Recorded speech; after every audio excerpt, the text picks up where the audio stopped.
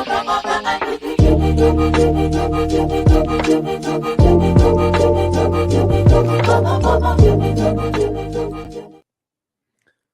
happy Wednesday, ladies and gentlemen. How are you? Me? I'm well. Are you buying more Mog? You son of a bitch? No, I think it failed. The transaction I did just right before we came on here looks like it failed. But I'm always a little anxious when it says that because You're at supposed one to point, sell on the pumps and not buy in the well, pumps. when it came through, it listed it showed the balance of it, but then it's reverted it. So might just try it again right now. Yeah, I gotta put that on the bottom because this is not financial advice. This is definitely not financial. Blake's advice, slacking. Where are you at? You gotta This is- make sure that we're covering our bases here. Yeah, Mog's pumping. Everybody's happy. That bot Mog. Everybody's happy. It is a complete and utter shit coin with only one utility, and that's the ability to Mog yourself. To be Put some glasses. mogrificated. You could put some glasses on your PFP. Isn't that or from whatever. that's from Team America, isn't it? Transmogrifier.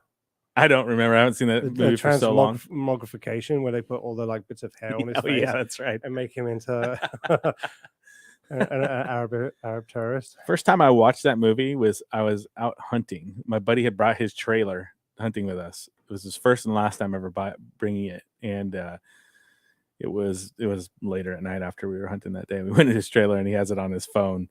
He was playing. That was the first time I watched that movie. That was a long ass time ago. I recently watched it again. Really? I did. What made you do that? It's always just been one of my favorite movies. It's funny. It is very, very It's funny as shit. Yeah, it's a good one. There's this one scene where she comes in to look for Gary. Remember, and they're in the bar. Oh, yeah, the yeah. restaurant, and she goes like, Gary, and then just unloads and kills everybody in the entire restaurant. And goes, Gary. There's so many funny lines in that movie. That's hilarious. Yeah. Other than being eaten alive recently, I'm fine. What, mosquitoes? Yeah, I don't know. They were at the pool Monday night, but they didn't like. I wasn't aware that I'd been bitten so badly until like late in the afternoon on Tuesday. And then I was out of the pool again yesterday, and I'm pretty sure I've also been eaten alive. Well, if you were on the Discord at all, you saw that Cesar Tiberius, who's on the Discord. Yeah, that's your nephew, right? No. I don't know if I'll oust his actual real name on air. Don't oust him. But he's at the pool. He's friends of ours, and we were sitting there having lunch, and the bees were crazy, and there's a bee trap over by us that was completely empty. And so he takes a piece of chicken, dumps it into like this dressing that we had, and puts it into the bee trap, and literally like catches a boatload of bees. Just they all go over there, and I was like, "Man, you're a genius!" And like, so he was just there a couple days ago, and so he sent me a picture. He's like, "I just killed all the bees." Like, and then he changed his name to the Wasp, or his tagline is the Wasp Killer. Love it on the Discord. So that was fun. Yeah, the bees are insane. They get really dehydrated and angry right around now. And they are everywhere. Like Creekside had their back deck closed because of bees. They have watch out for bees signs all over the greens. Like this, they're just everywhere. Well, Cesar Tiberius, he needs to come in. He's got a new job. He could be a bee killer for people. So, yeah. But that's not crypto. That's not anything that's going on. Nope. Just bees. Just bees. They're annoying. Bees coin. Buy bees coin. Done. It's gonna outdo Mog here. Yeah. Don't buy bees coin.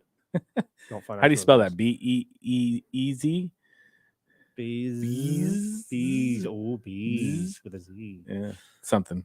Very American. We're way off course. Yeah, we're so off course. You had a couple of interesting things that we want to talk about today. Let's start with the delisted assets. If I was you, I'd start with Mog's chart. Because that seems like it's already on the screen. So I just have it up there. So it's okay. Let's start with Mog. We'll start with Mog, and then we'll see if it goes to zero by the end of the podcast. Okay. I just bought some like literally now. So if it more, but you had some beforehand. Let's be clear. So you had some beforehand. Yeah. I went on Discord, told everybody, I was like, look, I'm selling now because not all of it. I just got my money out that I had put in. So the rest for me is free and clear. We're just kind of running. It broke out of this little ascending triangle, whatever the hell you want to call it. And it's just blue skies, it's all blue sky growth now. Just go to infinity. So one of the things that is you can see the fib levels are acting as some stopping points or movement points that are on the fib levels. And back in 2016, when I first started trading crypto, fib levels were great. Like it ran fibs. And when you started to see a bull run in fibs, it would go. That's why I have the 2618, 3618, and 4618. Like when they would actually run, you could almost guarantee it's going to go to the 3 or to the 4 on the 4618. So maybe. I mean, maybe. I'm holding off for a 10,000x. That's what I'm holding off for. So 10,000x. Still they happen. They still happen. I know. And they happen in coins like this for sure. I've seen a few. So, especially in the last couple of months, I've seen a few. I missed them all, but I've seen them all. I've seen a few of them. I'm like, shit. I should have if it gets a 4618, what is that? That's a 100x. So be happy with that. Is that 100x? 1,000%? Or is that 10x? I can't. Percentage to x's, I always get messed up. That is a 10x. That's a 10x. Yeah. Sorry. 10,000% would be 100x. So, so I need 100,000% because I want a 10,000x. Is that too much to ask? It comes off a little greedy there. Just to be honest. Okay, I'll take a step back. Okay. I mean, you could do a lot of good charity. 5,000x, right? Yes. Yeah. Guaranteed. If it actually went to that, there'd still be a lot. I do charity work all day long. That's all I do. Me too. That's what this podcast is. It's charity work. I do a lot of charity work. You're welcome, everybody. You're welcome. All right. Well, let's talk. By charity work, I mean, I'm playing a lot of charity golf tournaments. So I'm getting something out of it. It's not truly altruistic. Well, you still are. But okay, well, let's dive into that, because what's the idea that you can actually give something selflessly? Is that an actual thing? I remember some of this from my psychology this is stuff back when I was young. I believe it's almost impossible, right? Well, it's different people say different things. And I think it really comes down to what your personal opinion on this one is I think ultimately there is no such thing as a selfless act of whatever it is going to be, right? You're doing it because you're going to get something from it, whatever that may be. It may be just that you feel good because you saved that person's life from not getting hit by a truck, right? Yeah. Maybe that's a bad example. Maybe that's the only example. But then because it's an instinct, you're like to save that person, and maybe you're not thinking of getting anything out of it. Maybe. However, you have to have a natural disposition towards a hero complex in order to be in the right frame of mind to be like, wow, look, I should save that person. True. Whereas a lot of other people would stand around and go, shit, that dude just got hit by a fucking truck, man. And then you go over and you're like, yes, maybe cooler. I had a weird conversation with a friend. This was a long time ago, and it was about it's back in England when this guy went around and he was like killing people with machetes. Yeah. Or he was just in a crowd, and nobody was really going to stop him. And I think they ended up stopping him somehow. But he's like, I just ran over there. Still be going. What's that? It must have, otherwise he'd still be. Yeah, going. But I can't remember if it was if the police came and stopped him, or what do they call them? The billies. What do they call them? That's a common falsehood that the English police officers do not have guns. Not all. Most of the street bobbies don't. They call them, but then they do actually street poppies. Is that what you call them? Bobbies. Okay, bobbies. Yeah. It wasn't billies. It was bobbies. That's what it is. I was close. Let's start a fascinating fact about bobbies, if you want. It's still absolutely the law that if a pregnant woman asks a policeman to pee in their hat because pee in their helmet, they have to allow it. Why? What does that have to do with anything? Where did that come from? I know, There's no way. That's straight truth, dude. Okay. How come Blake hasn't had that picked up somewhere on here? Because it's so irrelevant to the conversation about crypto. Well, we haven't. We're 10 minutes in, and we haven't talked anything outside of shitcoins, which that's all anybody really cares about. Not true. Well, you want to talk about some delisted assets? Delisted assets. Yeah, I'm just trying to find.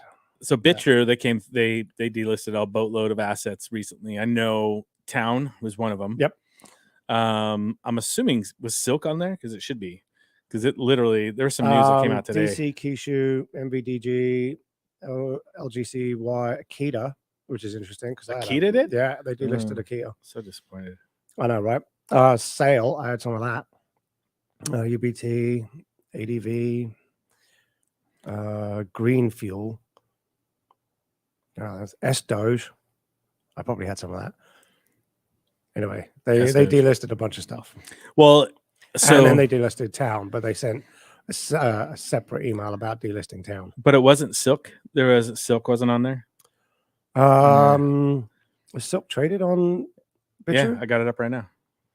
Silk is not on this list. No. Oh yeah, it's there. Oh, they delisted Potato. Damn it. Do you own a bit of every damn cryptocurrency out there? You're like, do you own that's always been my strategy. That's always been my strategy. Is especially with these shit coins. Is like, you put $100 in. Why the fuck not? Just throw it in there, wait a year, and see what happens. Something pops, and all of a sudden you like make 40K.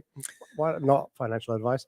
But yeah, why not? I mean, it's a numbers game, right? Spread yourself thin. Interesting enough. So I asked for Silk because they came out and said that they're not going to accept Silk directly for tank purchases, which seems very interesting to me because it's part of the game. Why wouldn't you be able to buy? Does that include upgrades? They're base tank. I'm not 100% sure right now. LA Toolman just said not accepting Silk directly for tank purchases, I believe. And I think this is a new thing that they implemented. They're talking about it in the Discords. Basically, this was a snippet from, seems like even Game Media doesn't like this, no Silk purchases for spider tanks. And Ditmar didn't even know about it, the main developer for spider tanks. He's Spider King. Isn't that the whole point of all of that? And they've shouted it from the rooftops for a bit, is to create sinks. Yeah. Right. And surely your in-game currency should be used to be able to purchase additional game items, i.e. a tank. I.e. tanks. I mean, I don't know how that's not. If you earn enough Silk, you should be able to immediately buy a new tank or a bigger tank. It seems dumb. It seems dumb as shit that they're not. But look, I'm not in charge of that. I'm just here for the ride to kind of see where it goes. The tanks have been doing well for me, so can't complain on that end. Gala's kind of turning into that sort of, they used to be cool, but now they're a little crazy, and we're just kind of yeah. Oh shit, here comes Gala again. Don't get in a conversation. So BitChute delists a lot of assets. They delist all these assets. Why the hell did they list them in the first place? So my guess is it was a it's a grab. They wanted to be a bigger exchange than they are. But then I think it does come down to the breach in May. Oh, yeah. They had a breach in May, and it was on a bunch of shit coins. They lost a ton of assets on them. I think they see them as security issues. So get rid of them. Yep. Clean up their platform a little bit. Gear up for the next round to be better. Just be better. I don't see how they don't go after these exchanges. When you delist these assets and that many, I mean, the list was how long? We got it right here, actually. Yeah. It was like 30, maybe. Oh, maybe not even this that. Is just delisting. Oh, here, this is Blake send it off. So delisting assets. So says we wish to create the most inclusive and wide-reaching cryptocurrency exchange possible. So we try to provide trading services for as many assets as we can. However, from time to time, it is necessary for us to remove services for certain assets. Coins that are experiencing one or more of the below situations may be removed from BitChute at our discretion. 1, assets liquidity falls below a threshold. Okay. Team or prominent community member of the project. What's that? That might be true of Potato. Yeah, that's why I'm surprised Silk hasn't gotten taken off. Yeah. Team or prominent community members of a project make serious threats against cause or actual harm. Okay, that makes sense. Evidence is acquired suggesting that the project is involved in malicious or illegal activities. Makes sense. Legal opinions suggest that an asset is not suitable for trading. That's vague. The project's team is at risk of disbanding. Let me go back to Florida, though. So legal opinions suggest that an asset is not suitable for trading. This, going back to Gala, reminds me of like everything that they say when, why did you do this certain thing? Well, legal told us to. That's just their go-to. Why are you doing this? Well, legal told us to. That's what legal told us to do. So super vague, and you can just kind of throw everything under that one headline. And you got the project's team is at risk of it disbanding, or maybe they already have. A serious technological, economical, or security flaw. The project stops operations. project violates any part of any agreements, the project applies for delisting from BitTrue, so the project does it, or any other situation BitTrue deems relevant. That's the best. Whatever legal tells us. Because we want to. Because we want to. That's funny. So in reality, I think it probably falls under number one. Is all of these were probably shit coins. They had a lot of liquidity. They're all shit coins for sure. Yeah, they're not delisting anything premium. Yeah, and so yeah. Anyways, it's funny. Like, how does that not just fall under some sort of major issue going forward? But MOG isn't listed anywhere yet, so when it does. What did I see got listed on Coinbase yesterday? SIL? I don't know. I think it was SIL. SIL. Yeah. I don't know. What is SIL? SIL? Yeah. I just got a notification about it yesterday. I don't know. Let's see. The market cap for MOG is 31.7 million. So when I first bought in, I think it was 5 million. Really? Yeah. I think we could probably somebody could pull that up from last week's the podcast 2 weeks ago when we went through the transactions, and I think it was less than that. Less than 5 million? Yeah. No, I think it was, because I remember when I first bought it, I was on vacation. Right. Was I on vacation? I don't remember now. Somewhere for sure. I think it was. Anyways, but I remember seeing 5 million as that. I think it was 11 million last week. 9 million? Well, that's a 31. I don't know. Blake's gonna have to find that out. Here, he got the list of delisted assets. Oh, let's go here first, though. Hold on. Maybe it's moving slow. Everything's moving a little slow this morning. Even me. Definitely me. Yeah. Well, you were out at the pool yesterday, so I know what was going on there. No, I didn't sleep very well either because of the heat. I know it's hot here, man. Got fires and stuff. My mom's living at my place because her place is at risk of getting burnt down. So there's almost no air movement at all. Oh, it's just dead, which is good for fires, though. It's good for fires, but it's gross to be in and around. There's like no wind. Yeah, exactly. And everything's just sitting here. Let's see here. We've got something coming up. We'll do a whole podcast on this, though. I'm going to change some subjects completely. And you're going to do a little voiceover here. I'm going to do after we're done here. Because he has that beautiful accent. And I have a slightly raspy voice because of all the smoke. Oh, that's going to be better. People are like, wow, I should buy this. You know the picture of Chad they always post up? He's Chad. That's what people envision when they hear you talking. Giga Chad. Giga Chad. Giga Chad. That'll be you. And then they'll see me and be like, wow. More of a neck beard. So he's going to do some voiceover for some marketing materials for the Real Collective. Which is the name of the film DAO that we're going with. And we'll go into depth. We'll do a full podcast on it and talk about just the vision, the projects that we have that are already either almost finished or finished and in production. So there's quite a few. I think 5 total that's in there. Depends on what you're counting. Earth, Wind, and Fire, obviously. It's not called Earth, Wind, and Fire. Sand, dust, water, animals. Like I said, Earth, Wind, and Fire. Yeah. There's the Wolf Project that I'm working on with Chris Devin stuff. Devin's, so Mr. Wonderful is in there, I think, right? And Mr. Wonderful is an amazing project I've been part of for 5+ years. Yeah. And then what else is the other one? Is the Secret Service one in there? I don't think so. Oh, no, it's not Secret Service, Foreign Service. I don't know. And then I think there was another one that was listed that Chris brought in from a third producer. Yes. I said third, but put 2 up. I thought you had your thumb up. Well, it's close. I'll give it to you. Third producer. But yeah, I mean, it's a pretty exciting thing, and I think it's always worthwhile mentioning that we don't just come up with this shit out of nowhere. In that 3 of the 4 people starting this business or starting this DAO have had 10+ years experience in filmmaking. Yes, and in fact, actually, I probably the least experienced with 10 years. Chris has been doing it for 15, and Devin's been doing it for nearly 20. Yep.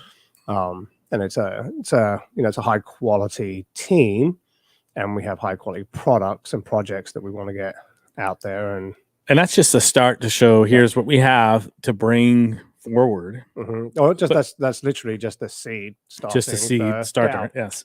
I see what you did there.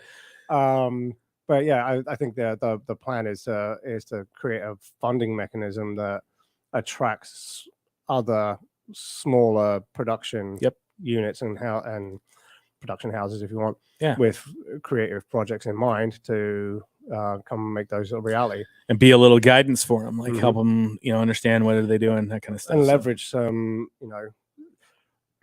of that bigger business things like shared departments, etc. You don't need to, if you have shared resources in like accounting and it makes it easier to make movies, because most of these people don't want to do any of that. They want to just make movies or make films, and they don't know the process of how do I monetize this, right? How do I get this from point A to point B to point C? How do we move through and maneuver all of the craziness which is the film industry and that media side? So obviously the idea of having it all on blockchain is there too, but this is more of a way to share both in revenue and in the goal of the projects that come on board for these film projects. So obviously we still always like the idea of Web3 being enabled on all these projects, but the technology is just not there yet, and the platforms aren't there yet. So, and somewhat predictably, the whole conversation about a film DAO started around Gala and Gala Film. Yep, it was like pitching onto Gala's film platform as a distribution mechanism. It was like, well, I originally went in, pitched like an $8 million production, but really, I don't think that that's the right fit for Gala's film platform. You need to be being able to develop these things and deliver them post-production at $500,000. Yeah. Which is totally viable, and you get a great product. But and so that's where the film DAO comes in. So that's so he's going to do a little voiceover for that, and we should see a testing the waters soon. I think Chris is pretty keen to push that out on Friday. Yeah. So if we can get it on Friday, that'd be great. Could happen Friday. That'd be exciting, because we have one other project that's going to be real soon. We got almost everything done. We need another little voiceover for the Gala DAO, or Gala Collective is what we're calling it. So the collective, everybody's like, why do you call it collective instead of DAO? The idea of the DAO is being a decentralized autonomous organization, which it will be. But these are all starting off centralized, and they have which I don't think we've actually seen any type of project that can actually start decentralized. They always have to start centralized. You have to have somebody that's there and building the base for these projects as it moves forward, and then decentralizing it over a time frame. So both these projects have timelines within their white paper in the Git books that everybody will have access to look at, of when we want to be at a certain percentage of decentralization, meaning no one wallet is going to own a certain percentage of the said token that's going to be associated with those, both with the Gala DAO and the Film DAO, the Real Collective and the Gala Collective. Are you calling Gala Collective Gala Collective? We are. Interesting. Yeah, because it's same concept of moving forward with it, right? Like the idea that it's we currently we're building it around the model that we're working with right now in BlackHarp. Like BlackHarp, it runs assets right now, it creates income from those assets, and we want to do the same thing for the DAO. And so ultimately the DAO, BlackHarp's going to run it and then start to move out the positions that are going to be voted on by the people that buy in and are going to be a part of that collective get to bring in who is potentially going to be the CEO, who's the marketing department. And that's the top level. There's other things that they're going to be able to vote on within it, like what type of games are they going to get into, what kind of tournaments do we want to apply for or host for ourselves. We actually want to create games within the DAO itself. I know a couple of game devs. Yes, you do. I actually talked to one yesterday. Good job. not going to say his name on air because there's nothing signed, but it's a game that people were really excited about, actually. And this person has the IP, and it's going to be interesting to see if he wants to bring that to the DAO, because people will be excited about it. It's a fun game. It's one of those addicting games to play. So, anyways, that's another one. So does the DAO want to have this game on board? Do we want to fund it? Do we want to be part funding it and then be able to earn some revenue? So I just made a note. I know you did. Make sure that when we're off air, you can tell me who it is. You know who it is. I'm sure, but it could be one of 3 or 4 people. So. Yeah. So I've been excited about this project for the longest time. It's always been the idea of how do we share in revenue without being with being a security, and how do you raise money? How do you get it to the people, raise money for it? It's always been a cumbersome situation, which is where Seedstarter comes in. They're going to make it super easy to, deploy this out and then let people have access to this and be a part of it. So, got a couple projects coming, just those 2 alone. So hopefully we get that live really soon as well. So what was the story that came out yesterday about MakerDAO? I didn't even see it. I don't know. Well, I'm going to see if I can find it. You should find it. I should probably get my Discord. It was a very positive story. It was basically that MakerDAO is crushing it, and everybody who's involved with it is doing real well. Listen to that raspy voice, man. It's going to be. This is the real collective. Yeah, to do so. Yeah, it's almost getting in that weird. What's that called? ASMR. So listen to me just talk about shit. I can't find it. There was a story that came out. It was pretty good about MakerDAO is at its very highest level since being like in terms of active members or something.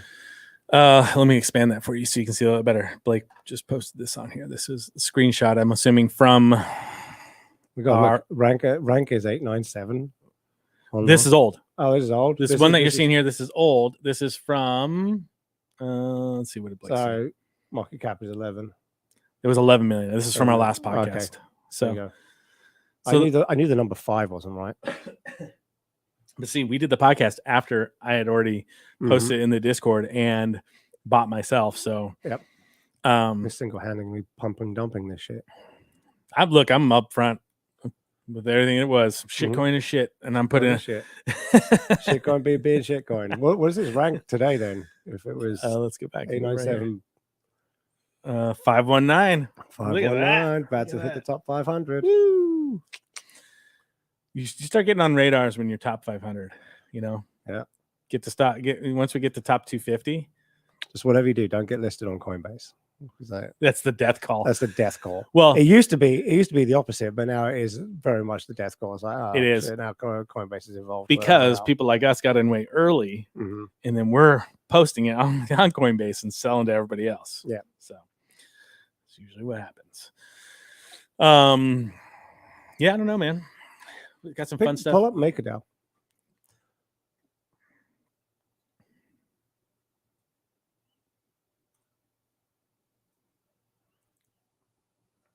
Oops. Don't do that. I hate it when it does that. Man, now I'm wasting running real slow for you. I know. It's Blake's fault. Way to go, Blake. It does seem to be Blake's fault.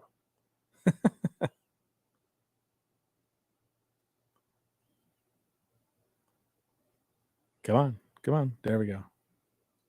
Click on the round. Number 43, market cap. It's down 7.3%. I forgot how expensive it was. Maker, $1,000 per. Yeah, but look at the max supply on it. It's only 1 million. Yeah. But it's worth $1 billion.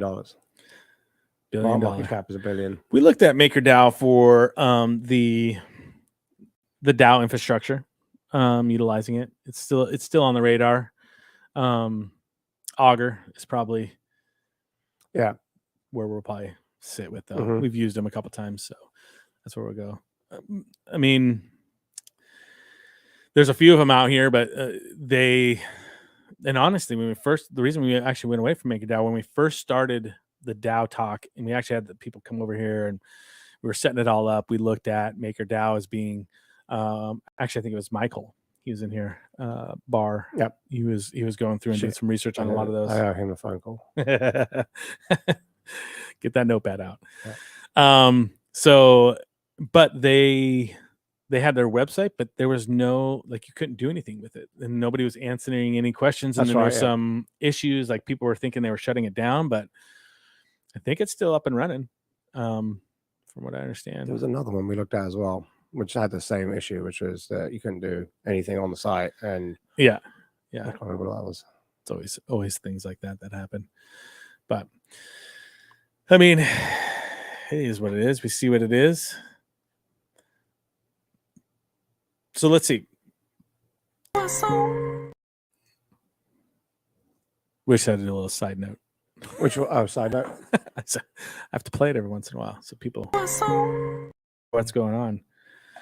Let's see where we're at. We got I don't even know what it's from. I don't know what it's from either, but both Mason and Jack say it all the freaking time. Yeah, it's yeah. I was dying laughing. So my son started playing just the dumb TikTok or YouTube clips, whatever it is, and he's talking about a croissant, and the guy says croissant, and then the little side one croissant would come in and play just right after every time he says croissant, and croissant. So it's just so ridiculous. Is it from? I have no. You can ask me. It's got to be from. I don't know. What's that game everybody plays? Rick or I don't know. It's got to have something to do with. I don't know. Clue. What is the game? First-person shooter, Fortnite. Oh, could be. Most of that shit comes from Fortnite. Stupid Fortnite. What else do we want to talk about? I don't know. It's your podcast. It is. It's our podcast. It's our podcast. Whenever you're on here, I always like to go through charts. So, all right, definitely. Do you want to talk about Bitcoin ETFs? Oh yeah, let's talk about that because it got pushed off. The SEC came in and said, we're not making any decisions on any Bitcoin ETFs until 2024, which, I mean, fine. I mean, you're just pushing it closer to the halving anyway. You're just going to throw fuel on the fire the closer you get to that and just turn around and there's no looking back. It's just kind of like, okay, let's ride this horse off into the sunset. I mean, Bitcoin's just been in this stupid range. This is the monthly. So 1, 2, 3, 4, 5, 6 months here, kind of sitting in here. Yeah, coiling up like a cobra. Well, and it's the old adage of, you sell in May and you walk away. So ultimately your May time frame in here, right? You sell it, walk away. We had this little pump, but it's still range bound. It didn't really go anywhere. It just kind of went to the top that it was in April still. So, which is normal for summer, right? You get people it just seems to be after tax season, people kind of take their profits and, jump ship and just kind of wait until they go back to work and they're done with vacation. I know man, it's getting worse. It is. Yeah, no, I mean, I was away for 10 days with no signal. So I'm not trading. I'm not doing anything. That's what a lot of people are doing. Same thing. So, and notoriously, Bitcoin is in the third quarter is down. Normally, it has a down month. I think I posted a chart in the Discord a while back showing something along those lines. Oh, he says from the show Jimmy Neutron, Carl Weiser, the croissant. Man, I used to love Jimmy Neutron. I watched that for years, but yeah, that was a good show. I liked it. That's funny. So third quarter normally down. Fourth quarter is usually hot in this fire, and now we're going into the halving next year. This is the stretch, people. Like realistically, if you want to be, in the crypto universe, you should be in and be ready to rock. What's that market sentiment graph that goes where it's like capitulation and blah blah blah, and then market psychology? Yeah. Because you can probably align that quite well to Bitcoin's chart. I always like to do ETH as well, and then you should probably chart Gala because we talk about Gala all the time. Yeah, I will, but I want to get this the market psychology chart up here. I'll post it here in a second. But yeah, I mean, it's just kind of sit and wait season.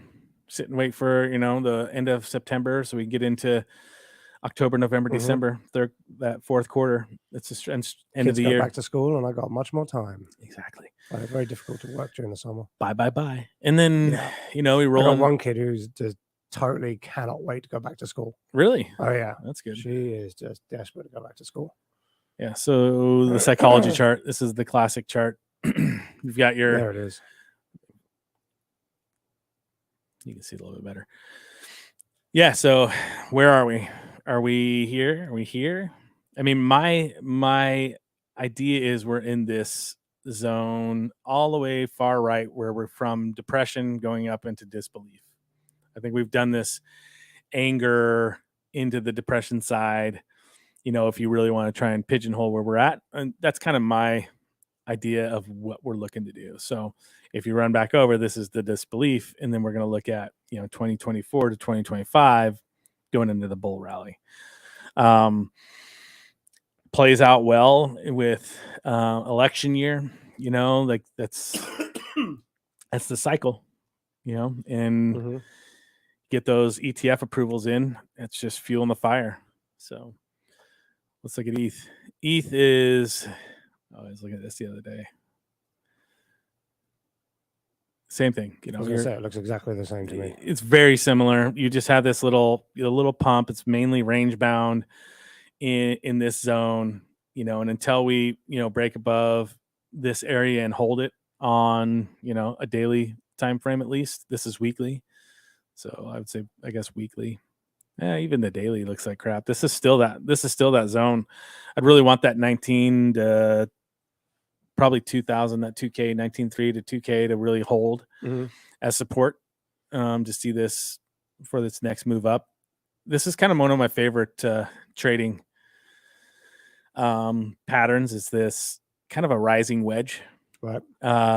It's playing out fairly decent. This false pump gives me a little bit of worry. Whenever you have a false pump like that, means you're usually going to head back down. But we didn't even get to what day was that? What day was that false pump? Monday the 10th. Well, that's on the weekly. Let me go back. That was, you're looking at April 14th time frame, 13-14, and then kind of back through. We had this one was more recently was on July 13th. So a month apart. Those could be anything. Those could be expiry dates. I don't know if those were Fridays or whatnot. Those could be expiries. Oh, that's the other thing we should talk about. Is Coinbase got approved to do futures on their platform in the US, which is interesting. It is interesting. Now, I don't know shit about futures except for people that bought oil when it was in the when they bought negative oil, or they had oil and it went negative, and they had to you have to take the actual commodities and you have to take possession of it. It's yours. Here's your 10,000 barrels of oil. Which is is that real? $35 or something. I can't imagine that's for real. Get out of here. Right. That's not happening. But I mean, I'm sure there's an intermediary trading company that handles all 100%. 100%. Yes, here, money exchanges. These are mine now. Here's my discount. Yeah. Or do whatever. Exactly. Yeah, and so Bitcoin ETF futures. I know Deribit's been using those for a long time, and a lot of people will trade off of the volume that is going into those futures contracts. So with Coinbase allowing those now in the US could be a pretty big deal for volatility, and also give some trading aspect to, what's the next 30 days, what's the next 90 days look like in that. I would imagine that the majority of the futures contracts that are going to come in are going to be long futures contracts because of ETF decisions in 2024. So yeah, I mean, why would you buy anything that's before that?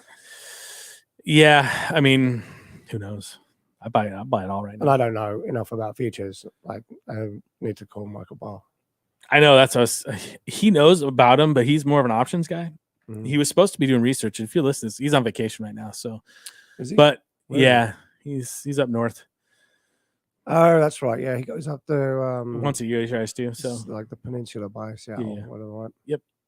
So he's checking out some places up there with the family. But I need some more info on that. I don't have enough knowledge base on the options or the futures contract stuff. So, but I mean, my big holdings right now are Bitcoin and Ethereum. mainly Bitcoin because of the ETF stuff. That's where the fuel on the fire is going to go. And then ETH, just because it's number 2 and it's got utility. I use it daily with stuff that I'm doing anyway. And then outside of that, I think I actually have XRP. I posted that in the Discord for a while. These are long-term holds that I have that I'm not going to trade until, the next bull run. So XRP what and about Link. Doge? And Link. Oh, I have Doge too. I actually longed Doge. I lost money on my long when I leveraged it. So, but I do own spot Doge too. So XRP, Doge, and Link. Those are my kind of long-term shit coins that I have currently. I obviously have Gala just from node distributions. You should definitely pull the Gala chart up in there. And I do think we should probably circle back and pull up the HBAR Hedera. Oh, yeah. We'll talk about that too. Let me grab some comments here first. Because look at old Timbo doing. He's doing some poor Blake, yeah. He's doing a little bit of technical analysis over there, Tim. Let's see here. Inverse Head and Shoulders. Inverse Head and Shoulders are great. I don't know if he was talking about ETH. I should have had the comment section up. I need more screens out here. ETH's I gotta go back to ETH so ETH's I can pattern was very similar to Bitcoin, and that's 1146. So 3 minutes ago, yeah, it's a pretty choppy. I could say that choppy inverse head and shoulders ish, for sure. Is he not talking about the very end? Will you zoom in right here? Yeah, is that like a little bit of an inverse head and shoulders right there? Yeah, I mean this little thing looks like shit.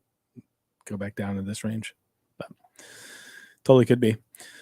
Gala's in the green today. What's up with that? Somebody posted in a Discord about Gala, and they were like, "Oh, I think it's going to go below 2 cents," which highly looks like possible. Looks like it. I didn't think. I think it said I don't like it going below 2 cents for very long. Like daily or weekly. I don't think it sits down there for too long. I think the 2 cent mark has a lot of volume that'll hold it. But I drew these two little, these are the highest liquidity zones that you're looking at for Gala that I kind of think it's going to bounce around in. And then until we see the real bull run start to take hold, I don't know if Gala actually will push up much higher because there's so much sell pressure from Gala. Like the amount of volume that goes through Gala, like the token, the amount of sell pressure that Gala, the company, puts on them to pay bills is a lot. And, they're not the only ones that sell. There's other people that sell too, but they have the bulk of it. I mean, they sell a fuck ton. So that's going to be really difficult for them to get out of this little zone here and move forward. So they need the bull run to actually make it so they don't have to cover expenses, sell so much. When bull run? 2024, 2025, bro. Right, I can make it. Yeah, you got it. Next year, so let's see, 2024. So these are cycles. So if the cycles follow the same, you got to think we're in the summer of 2020 right now. Okay. So if you remember 2020, we went to December. That's when Gala really started to pump hard in December of that year. I don't think they follow the same pattern, but the idea that you're going to start to see stuff really start to move up. Bitcoin did a nice move in December as well into January. And then we kind of went a little sideways and then we started to move up again. And then 2021 was the big year. Remember May, we sat in here in May 2021, calling the top and not selling. It happens. Relying on the time traveler's paradox to not be real. Yeah. So somebody's going to come back and slap me in the face in the middle of Safeway and say, "Sell your fucking God, dickhead." So if we look at that, well, realistically, we've got you're a year and a half, and stretch it out because we still had a mini bull run, with Gallus especially, but a lot of the altcoins had their little run all the way up into November. What is Gallus' current market ranking? Because I'm always looking for it to not decouple too far away from the market in general. So as long as it's moving with the market, with great market conditions are playing a role. And if it decouples in either direction, and most likely it would decouple down, At that point, you're like, well, this is actually the project and the token itself that is causing this problem, not the wider market. I mean, they're 73. They're number 73. It's not terrible. No. Look, and I think Gala will do well. I still think Gala's going to do well in the next bull run. Their biggest problem that they have when it comes to token price is the fact that they have to sell a shit ton to maintain the level of employment that they have there. They have a lot of overhead. I'm thinking of a crazy bet right now. Ooh, okay. I like it. What do we got? So we're going to come record a podcast in another 2 weeks. Okay. Do you think Mog will overtake Gala's market rank? No. Damn it. In 2 weeks? God, if it did. That'd be great. So going from 5 something to I bet you a top 70. Mog. I'm in. Let's bet it. What is that? That's like, I don't even know. I'm in. 1 right? million Mog. 1 million Mog. 1 million Mog. It's like $1. Is it even $1? I don't think it's $1. I don't know. What's the current price of Mog? It's like 0.000000. It is. So in actual USD. How many zeros? It's a lot. 1, 2, 3, 4, 5, 6, 7 zeros. 7 zeros. 818. 818. Beachfront Avenue. That's A1A, isn't it? A1A, yeah. 818. About 8 cents. Done, dude. I'm in. 1 million Mog. 1 million Mog. And you think it's going to be under or over? You wouldn't take the bet if it wasn't me betting that. Yeah. I think Mog is going to overtake. It's an 8 cent bet. I'll take whatever way you want me to go. I think it's going to be under. I think it will be under. All right. More later. Done. I'm going to bring it in cash. Cash Mog. How are you going to get Mog in cash? Mog. I'm going to make it. Oh, I'm going to make it with 8 cents worth of paper. Sweet. I like it. Oh. All right. So yeah. So Gala, last one. I only want to do H bar. Yeah, just pull up H bar's chart, because, and then we'll end this bad boy. Yeah, he was talking about ETH. Timbo was. Yeah. It's not perfect. It was kind of a, sliding upwards in. Let me get this. You want this more of an upside down shrug. Yes, exactly. I'll go Coinbase on it. Might as well. I'm in the US. We're on the daily. I mean, this is when you had texted me about it. I don't know. It just looks like a. But you see, so this is, and H bar has been around for a long time. It is. Let me find it in the longer term. And I would also have a look at, its market cap and blah blah. But it is, we've talked about this before on podcasts, is older assets that are actually delivering on their project's promise. 100%. H-Bar is one of those, and I think there's a few others that are out there. Do you remember Walton Coin? Yes, WTC? I do. Yes, I do. Yeah. Are they actually doing something too? I just think I put them in the same bucket as H-Bar. Gotcha. Yeah. Like, there's a few of those coins that we all bought 5 years ago, based solely on the promise of their project, and they had good teams. Right. They weren't shit coins necessarily. They were actually in the space trying to deliver a technology and a solution. And H-Bar is doing that. I mean, being picked up by FedNow is everything that we would hope for many of these other coins. Yeah. Because they're actually building. They're actually building stuff, and they're actually delivering stuff, and they haven't gone away. What was the one that was owned by, the dude from Starbucks was on it? Oh, it was Dragon Chain. Dragon Chain. Yeah, we've talked about that one multiple times. Yeah. Dragon Chain. I saw somebody post their logo actually a couple days ago on Twitter. Like, if you know what this is, we can be friends. All right, you're gonna have to call it because my babysitter's calling. All right. Well, it's time anyway. We're at 49 minutes. Blake, go ahead and lead us out. Thanks, ladies and gentlemen, and then we'll talk to you another time.